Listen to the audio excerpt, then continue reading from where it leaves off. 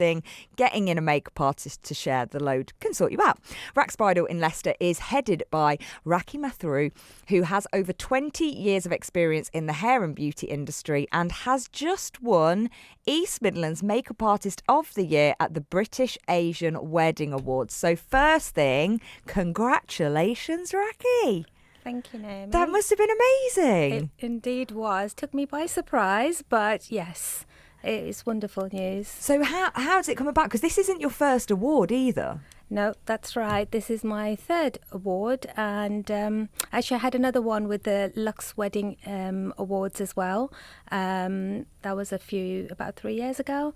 But yeah, over the last 4 years, I have been getting a few awards, so that's lovely. Which it must be so nice, because like you said, actually, you know, you've not been here before, and often you'll kind of get these awards and you'll maybe celebrate it a little bit to yourself, but you don't kind of go, hey guys, look at this big shiny award that I've got.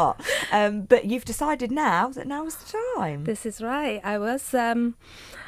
It's one of those things that you think really everybody knows about it, and that's it. In social media, you post it there, but I never thought I'd actually come to the radio and talk about it. But yeah, it's a lovely opportunity, and here I am. So how long have you been a makeup artist for? About 20 years, a little bit over, but on and off sort of thing in the beginning, because I came from Tanzania. And I was kind of thrown in the deep end because I loved doing hair and makeup, and I was just doing it for friends and family. And then my aunt's like, you've got to earn a living out of this. And there I was. I just got some business cards, distributed them on our Belgrave Road, doing some of the shops. And the next thing I know, I was doing bridals. And also at that time, I wasn't driving. So what was beautiful was they were arranging for me to be picked up, dropped off. And then the next one was in Loughborough, so it's quite actually interesting. My first bride was an English bride who got married to a Sikh guy who actually got married at the Holiday Inn, and she said, I'd really feel happy if you spent the night with me that evening.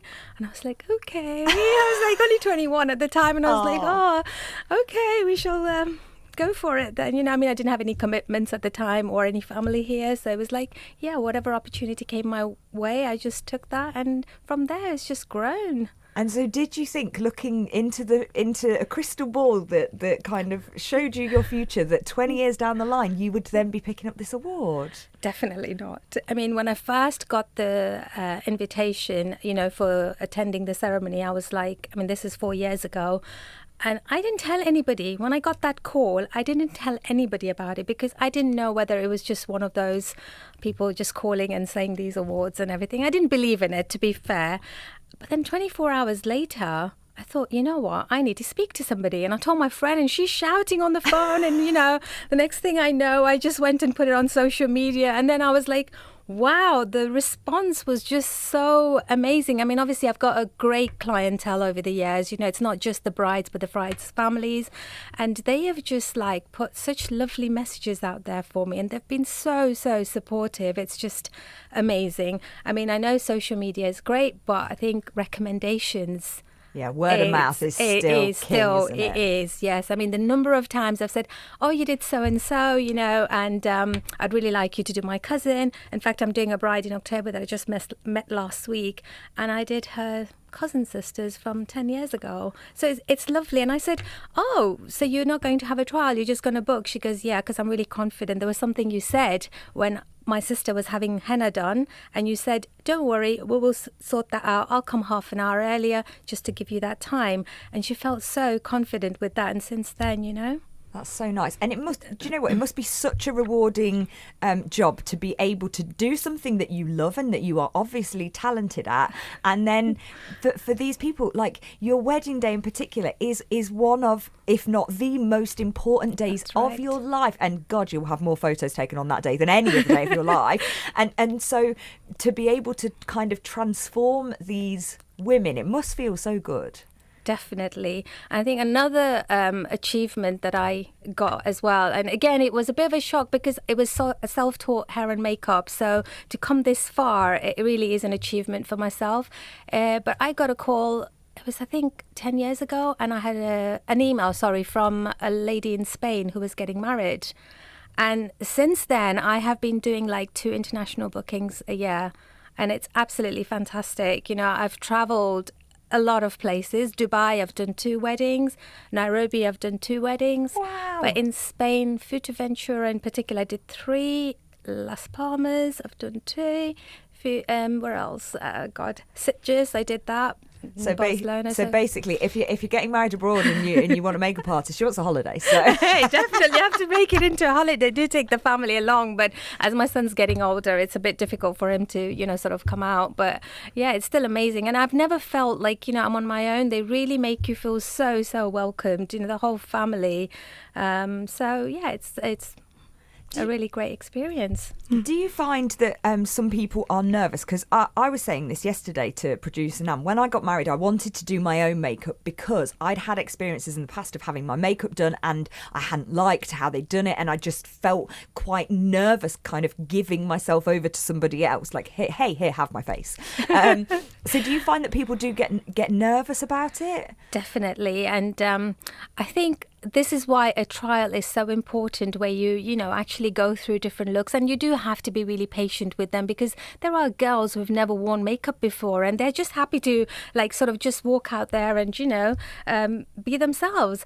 And I had one bride, she was a stunning girl, the only girl I remember not wearing a lipstick, but she wore a clear lip gloss on her wedding day and she looked absolutely amazing, but it made her feel happy. I mean, she did the rest of the face, but she did not want anything on her lips, Yeah. And you do get people like that, but you just have to work with them, make them feel, and I think time as well. If you give them that time just to bond as well, and usually this happens during a trial.